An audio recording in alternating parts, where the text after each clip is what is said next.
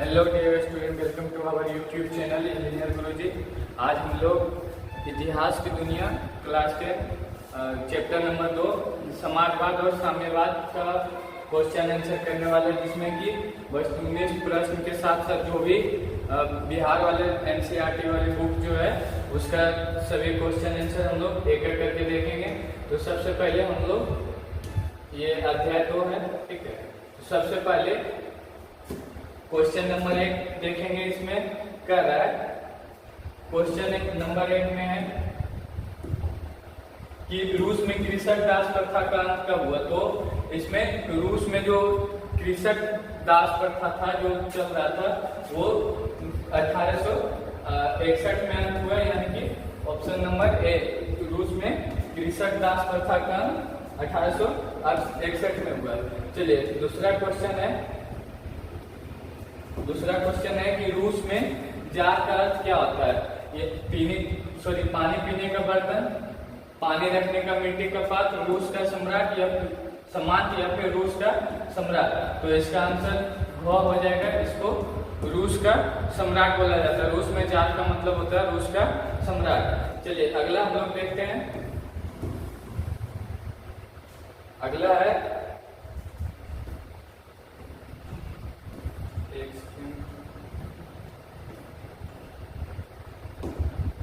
Karl Marx का जन्म कहाँ हुआ। तो कार्ल मार्क्स का जन्म ये जर्मनी में हुआ था, ठीक है।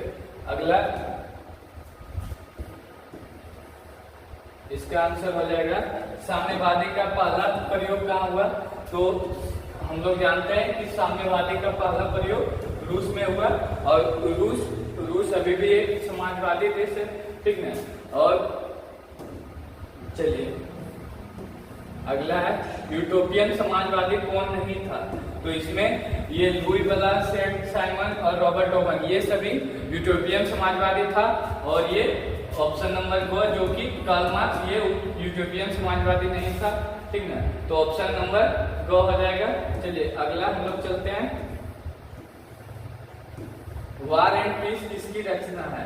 तो इसमें वार एंड पीस जो है, वार एंड पीस ये अपना ये टोलस्टॉय हो जाएगा, ऑप्शन हो जाएगा। कार्ल मार्क्स का दास कैपिटल है, ठीक ना। दास कैपिटल ये कार्ल मार्क्स की रचना है, जिसको समाजवादियों का बाइबल कहा जाता है, ठीक है। अगला प्रश्न की ओर चलते हैं हम लोग। अगला है बोल्शेविक क्रांति कब हुई। तो इसको हम एक और क्रांति के नाम से जानते हैं, नवंबर की क्रांति, या फिर 1917 में हुआ। तो नवंबर 1917 की क्रांति के नाम से भी हम लोग इसे जानते हैं। चलिए अगला है लेनिन की मृत्यु कब हुई। तो लेनिन की मृत्यु जो है 1924 में हुआ, और लेनिन के मरने के बाद यहाँ पे उत्तराधिकार की लड़ाई चला, ठीक है। लेनिन एक समाजवादी विचारधारा के और गणतांत्रिक विचारधारा के व्यक्ति थे। इसके बाद जो आए स्टालिन आए, जो कि एक तानाशाह प्रवृत्ति के व्यक्ति थे। चलिए तो इसमें इसका आंसर हो जाएगा ऑप्शन नंबर घ, यानी कि 1924 में लेनिन की मृत्यु हुई। चलिए ये बहुत फेवरेट क्वेश्चन आ गया आप लोग के लिए, तो इसको ध्यान में रखेंगे आप लोग। चलिए अगला है ये ब्रेस्ट और लिथोवस्क की संधि किन देशों के बीच हुई। तो ये रूस और जर्मनी के बीच हुआ। ये 1905 में युद्ध हुआ था, ठीक है, ठीक है। चलिए अगला यहाँ से है अति लघु उत्तरीय प्रश्न, जो कि 20 शब्दों में। तो पहले पूछा गया है पूंजीवाद क्या है। पूंजीवाद एक ऐसी व्यवस्था है जिसमें यहाँ के जो उत्पादन के सभी साधन जो है किसी एक व्यक्तियों के पास या फिर संस्था का अधिकार किन्हीं एक व्यक्तियों के पास होता है, उसको हम पूंजीवाद करते हैं, ठीक है। और खूनी रविवार क्या है, ठीक है। तो जार की सेना ने जो वहाँ के किसानों का आंदोलन था, जो निहत्थे लोगों पर जो गोलियां बरसाए थे, जो कि जिसमें हजारों लोग मारे गए, ठीक है। और ये घटना जो है 9 जनवरी 1905 को हुआ, इसीलिए इसको हम खूनी रविवार के नाम से जानते हैं। चलिए अगला है अक्टूबर की क्रांति ये अक्टूबर माह में हुआ, इसलिए इसे हम अक्टूबर की क्रांति 1917 में अक्टूबर में हुआ, तो इसे अक्टूबर की क्रांति के नाम से भी जानते हैं। और एक है सरभरा वर्ग, किसे कहते हैं? तो सरभरा वर्ग समाज का वैसा वर्ग जिसमें किसान, मजदूर एवं आम गरीब लोग शामिल होते हैं, उसे हम सरभरा वर्ग कहते हैं। ठीक है, तो अगला चलते हैं हम लोग प्रश्न नंबर 5 की ओर। ठीक है, चलिए, क्रांति से पूर्व रूसी किसानों की स्थिति क्या था? क्रांति के पूर्व जो है रूसी किसानों की स्थिति बद से बदतर थी और ये मतलब अत्यंत ही दयनीय था। तभी तो वो लोग अपना अस्तित्व के लिए आंदोलन किए और जो रूस की क्रांति था, ये सभी क्रांति इसी के कारण हुआ था। चलिए, अगला है लघु उत्तरीय प्रश्न यहाँ के बाद। ठीक है, तो लघु उत्तरीय प्रश्न में बोला जा रहा है रूसी क्रांति के किन्हीं 2 कारणों का वर्णन करें। तो पहला कारण तो ये है कि वहाँ के जो रूसी शासक था, जो रूस का सम्राट था या फिर रूस का जार बोल सकते हैं, ठीक है, वो आयोग के शासन के रूप आयोग था और राजनीतिक संरचना स्थापित की गई थी, जो कि गलत सलाहकारों के कारण जो जार अपना जनता की स्थिति के बाद से बदतर हो गई। ठीक है, कृषकों की स्थिति भी दयनीय था, तो वहाँ पे जो पूंजी का अभाव था और तथा इसमें जो है इसमें पूंजी का अभाव तथा करों के बोझ में दबे हुए किसान थे। ठीक है, और ऐसे किसान के पास क्रांति के सिवा कुछ नहीं था। ठीक है, यहाँ के जो किसान था, कृषक वर्ग के लोग थे, वो उसके पास पूंजी नहीं था और वो कर्ज से डूबा हुआ था। ठीक है, ये दूसरा कारण है जिसके क्रांति के अलावा जिसके पास कोई चारा नहीं था। ये 2 कारण रहा रूस की क्रांति का। और रूसीकरण की नीति क्रांति हेतु कहाँ तक उत्तरदायित्व थी? ठीक है, जो रूसी क्रांति का जो नीति था, रूसीकरण की नीति जो था, वो रूसी क्रांति का कितना दायित्व है? तो यहाँ के जो सोवियत संघ रूस जो है विभिन्न राष्ट्रीयताओं का देश था। यहाँ पे बहुत सारे देश मिलके सोवियत संघ का निर्माण किया था। ठीक है, और यहाँ जो मुख्यतः स्लाव जाति के लोग रहते थे, जो बहुसंख्यक लोग थे वो स्लाव जाति के लोग थे। और इसके अतिरिक्त जो है फिन, पोल, जर्मन, रूसी आदि अन्य जातियों के भी लोग रहते थे। और यहाँ पे अनेक भाषा बोलने वाले लोग रहते थे और अनेक रस्म रिवाज वाले लोग थे। परंतु रूस में जो है अल्पसंख्यकों पे जो है इसको दबाव दिया जा रहा था जबरदस्ती से। ये लोगों को इसके भाषा संस्कृति से अलग किया जा रहा था। ठीक है, इसी कारण से रूसी क्रांति नीति से परेशान थे। इसके अनुसार जो है सभी लोगों पर रूसी भाषा, शिक्षा और संस्कृति को लाने का प्रयास किया जा रहा था। वहाँ के जो जार था उसके द्वारा जो है रूसी भाषा, संस्कृति को लाने का प्रयास किया जा रहा था अल्पसंख्यकों पे।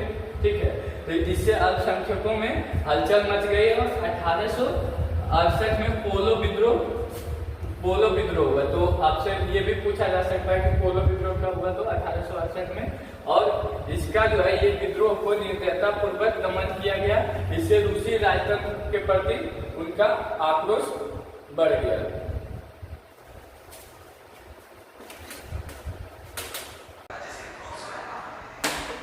तो चलिए यहाँ से हम लोग फिर आगे बढ़ते हैं क्वेश्चन नंबर 3 में। तो आगे बोला जा रहा है कि साम्यवाद एक नई आर्थिक, नीतिक एवं समाजवादी व्यवस्था थी। कैसे? तो साम्यवाद जो है कार्ल मार्क्स ने अपने दोस्त एंगल्स के साथ मिलकर 1848 में एक साम्यवादी घोषणा प्रकाशित किया, जिसमें आधुनिक समाजवाद का जनक कहा गया। इसी से कार्ल मार्क्स को आधुनिक समाजवाद का जनक भी कहा जाता है। इससे आर्थिक, सामाजिक और राजनीतिक विचारों को स्पष्ट रूप से व्यक्त किया गया। इसमें पूंजीवाद का विरोध किया गया और वर्गहीन समाज की स्थापना में महत्वपूर्ण योगदान दिया है। ठीक ना? इसमें समाजवाद में जो है ना, एक समाजवाद एक तरह से विचारधारा है जिसमें कि पूंजीवाद को विरोध किया गया है। चलिए अगला, इसी में अगला ये जो लेनिन द्वारा 1921 में नई आर्थिक नीति लाया गया था। ठीक ना? तो उसके बारे में पूछा जा रहा है कि नई आर्थिक नीति मार्क्सवादी सिद्धांतों के साथ समझौता था, कैसे? तो लेनिन एक कुशल सामाजिक चिंतक और व्यापारिक राजनीतिज्ञ था। उसने यह स्पष्ट देखा कि तत्काल प्रभाव से पूरी तरह समाजवादी व्यवस्था लागू करना सही नहीं है। उन्होंने क्या किया, तुरंत ही क्या किया कि समाजवादी व्यवस्था को थोपने का प्रयास किया, जिससे क्या हुआ, वहाँ के सभी चीज़ों का राष्ट्रीयकरण हुआ, जिससे सरकार का खजाना खाली हो गया, ठीक ना। तो उससे क्या हुआ, एक अलग संकट पैदा हो गया। इसीलिए लेनिन ने उस संकट को उभरने के लिए नई आर्थिक नीति 1921 में लाए, ठीक ना। यह एक पूंजीवाद से एकाएक जो है ना, एक साथ पूंजीवाद से टकराना संभव नहीं है। अतः उसने एक नई आर्थिक नीति की घोषणा की, जिसमें मार्क्सवादी मूल्यों को भी तरजीह दिया गया और पूंजीवाद और समाजवाद दोनों के बीच संतुलन बना रहे।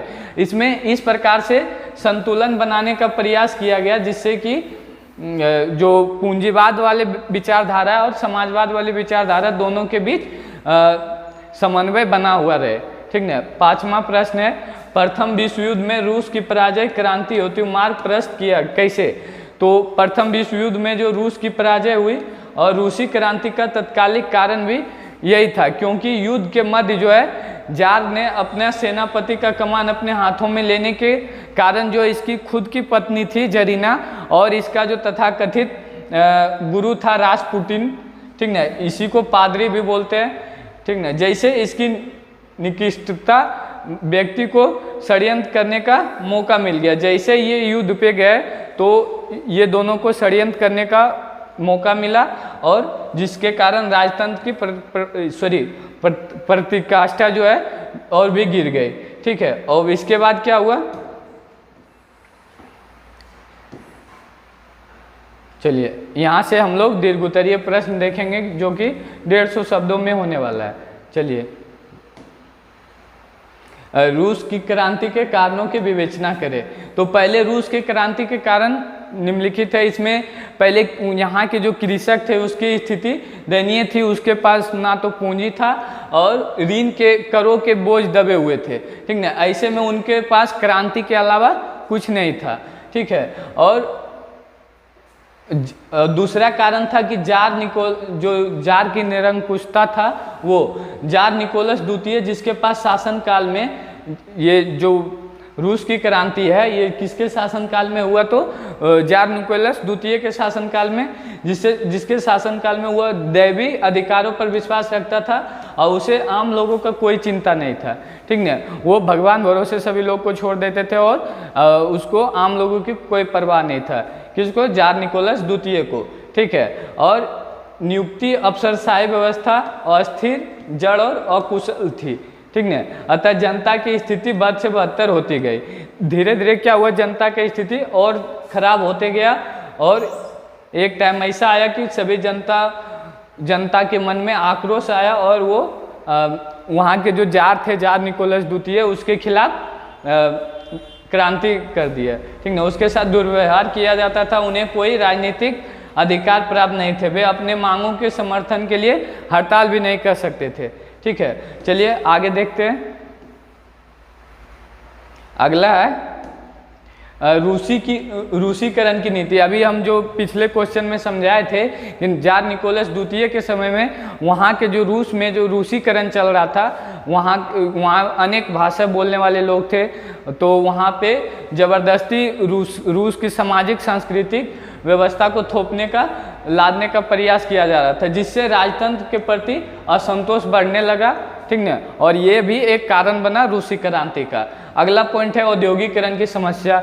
यहाँ पे रूस में औद्योगिकरण हो रहा था और छोटे छोटे जो किसान, छोटे छोटे जो उद्योग के लोग थे, छोटे छोटे जो मजदूर थे, वो अपना जो छोटे छोटे उद्योग के जो मजदूर थे वो अपने उद्योग से बाहर हो रहे थे, ठीक है। और यहाँ पे विदेशी पूंजीपतियों का आर्थिक शोषण को बढ़ावा दे रहे थे और यहाँ पे जो है दूसरे जगह से लोग जो पूंजीपति आ रहे थे यहाँ पे अपना व्यापार करने के लिए, तो वहाँ के लोगों का शोषण कर रहे थे, ठीक ना। अतः चारों ओर क्या है, हर प्रकार से असंतोष फैल गया था और विदेशी घटनाओं का प्रभाव क्रीमिया युद्ध में रूस की पराजय हो गया, ठीक ना, और आर्थिक सुधारों का युग आरंभ हुआ। तत्पश्चात 1904 और 5 के रूस जापान युद्ध में भी रूस बुरी तरह हार गया था, ठीक ना, और प्रथम विश्व युद्ध में बोल्शेविक क्रांति का मार्ग प्रशस्त हुआ। प्रथम विश्व युद्ध हम लोग जानते हैं कि 1914 के बाद 1918-19 तक चला, ठीक ना, तो उसी के बीच जो है 1917 में बोल्शेविक क्रांति हुआ था। चलिए अगला है मार्क्सवाद का प्रभाव तथा बुद्धिजीवियों का योगदान, जैसे लियो टॉलस्टॉय, दास्तोवस्की, तुर्गनेव जैसे चिंतक जो थे, वैचारिक जो ये सब मार्क्सवादी विचारधारा के लोग थे, ये प्रोत्साहन दे रहे थे। और रूस के औद्योगिक मजदूरों पर कार्ल मार्क्स के समाजवादी विचारों का पूर्ण प्रभाव था, ठीक है। तो अगला हम लोग इस पे और है कि रूस का पहला साम्यवादी प्लेखनोव जारशाही का अंत हुआ और साम्यवादी व्यवस्था का स्थापना चाहता था। 1898 में रशियन सोशल डेमोक्रेटिक पार्टी की स्थापना हुआ। जब ये क्रांति हुआ उसके बाद उससे पहले ही 1898 में एक पार्टी का गठन हुआ, रशियन सोशल डेमोक्रेटिक पार्टी, ठीक ना। इसकी स्थापना जो है 1903 में साधन एवं अनुशासन के मुद्दे पर विघटित हो गया या फिर फूट पड़ गया, जिसमें कि सबसे जो बड़ा बहुमत वाला दल था वो बोल्शेविक दल कहलाया, ठीक ना। बोल्शेविक सरबराह क्रांति का पक्षधर था, ठीक ना, जबकि मेनशेविक जो था मध्यवर्गीय क्रांति के पक्षधर था, ठीक है। अब ये 1901 में सोशलिस्ट रिवोल्यूशनरी पार्टी का गठन हुआ जो कि किसानों के मांग को उठाता था। 1901 में एक पार्टी का गठन किया गया जो क्या करता था, जिसका काम ही क्या था, किसानों को मांग को उठाना, ठीक है। इस प्रकार के मार्क्सवादी विचारधारा से प्रभावित मजदूर किसानों संगठन रूस की क्रांति का एक महान कारण साबित हुए। और प्रथम विश्व युद्ध में जो रूस की पराजय हुई और सेनाओं की हार को ध्यान में रखते हुए जार ने सेना का कमान अपने हाथों में लिया, जिससे उनके खिलाफ षड्यंत्र करने का मौका मिला और उसको राजगद्दी से हटा दिया गया, ठीक है। अगला है नई आर्थिक नीति क्या है। इसमें लेनिन की कुशल सामाजिक और इसे स्पष्ट रूप से देखा गया। तत्काल प्रभाव से समाजवादी व्यवस्था लागू करना, ये तो फिर से वही स्लाइड आ गया, एक सेकेंड।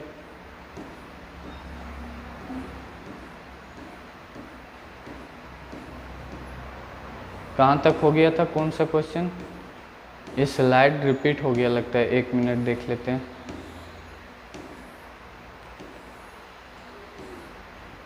दीर्घोत्तरीय में कौन कौन सा क्वेश्चन हो चुका था, अभी एक ही कर रहे थे हम लोग।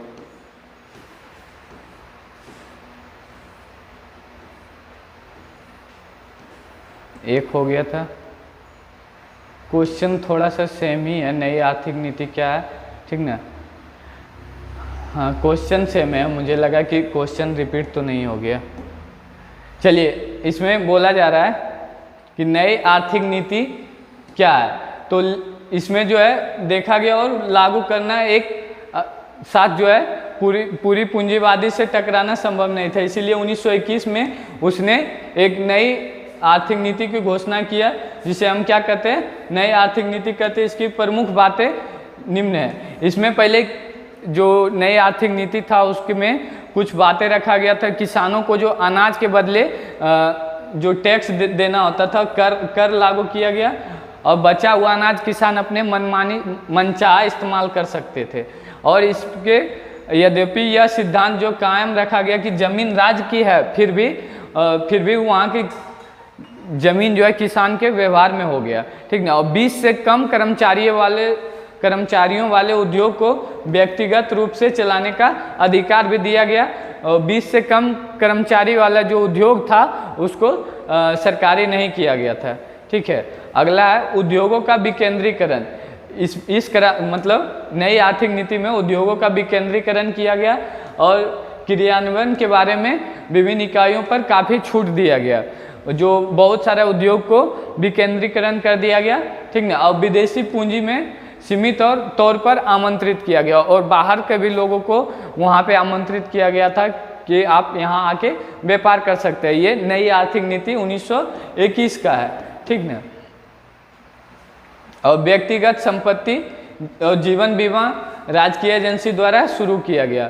विभिन्न स्तरों पर बैंक खोले गए। ट्रेड यूनियन की सदस्यता भी अनिवार्य जो था वो समाप्त कर दिया गया। ये सभी छूट दिया गया था नई आर्थिक नीति 1921 के द्वारा, जो कि लेनिन ने इसको लाया था। और 1924 में लेनिन की मृत्यु भी हो गया। चलिए, रूसी क्रांति का प्रभाव। इस क्रांति के पश्चात जो है श्रमिक वर्ग और सरबराह वर्ग की सत्ता रूस में स्थापित हुआ, जो कि अन्य क्षेत्रों में आंदोलन को प्रोत्साहन दिया, ठीक ना। और रूसी क्रांति के बाद विचारधारा के स्तर पर दो खेमों में विभाजित हो गया, एक साम्यवादी और पूंजीवादी, ठीक ना। इसके पश्चात जो है यूरोप में भी दो भागों में विभाजित हो गया, पूर्वी और पश्चिमी यूरोप, जिसमें धर्म सुधार आंदोलन के पश्चात और साम्यवादी क्रांति से पहले यूरोप में, ठीक ना। ये एक धर्म सुधार आंदोलन का पहले का यूरोप और एक विभाजित हो गया धर्म सुधार आंदोलन के बाद के यूरोप में, ठीक ना। वैचारिक आधार पर इस तरह का विभाजन नहीं देखा गया था। और द्वितीय विश्व युद्ध के पश्चात जो है पूंजीवादी विश्व तथा सोवियत रूस के बीच शीत युद्ध स्टार्ट हो गया। अब इसी के बाद से अभी तक जो है अमेरिका और रूस के बीच एक युद्ध चलते आ रहा है, जिसका नाम जिसको शीत युद्ध के नाम से भी जाना जाता है, ठीक ना। ये एक तरह से विचारधारा का युद्ध है, जो कि पूंजीवाद और समाजवाद के बीच है, ठीक ना। तो चलिए अगला है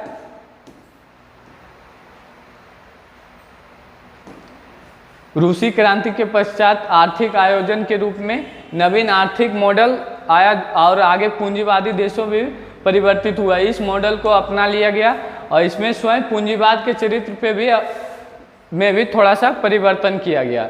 और इस क्रांति की सफलता जो है एशिया और अफ्रीका में उपनिवेश मुक्ति को भी प्रोत्साहन दिया, क्योंकि सोवियत रूस जो है साम्यवादी सरकार ने एशिया और अफ्रीका के देशों में होने वाले राष्ट्रीय आंदोलन को वैचारिक समर्थन प्रदान किया हुआ था। चलिए अगला,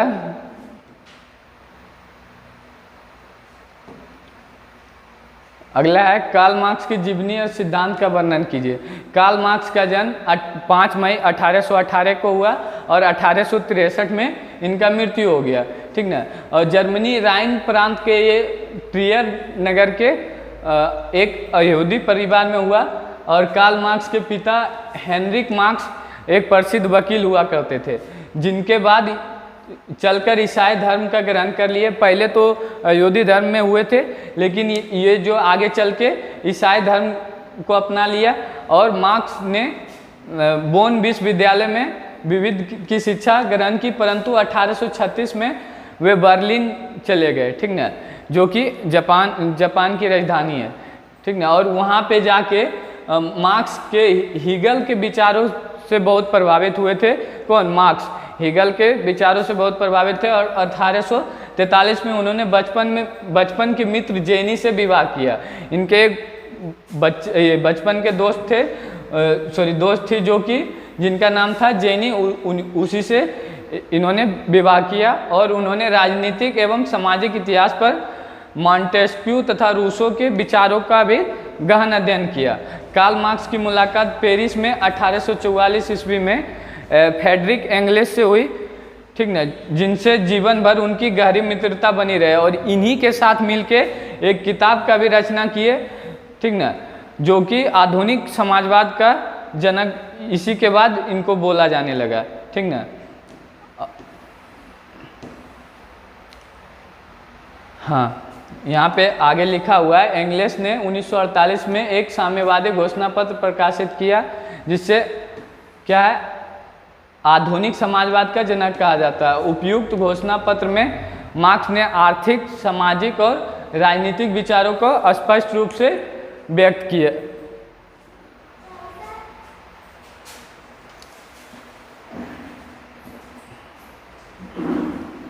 लो,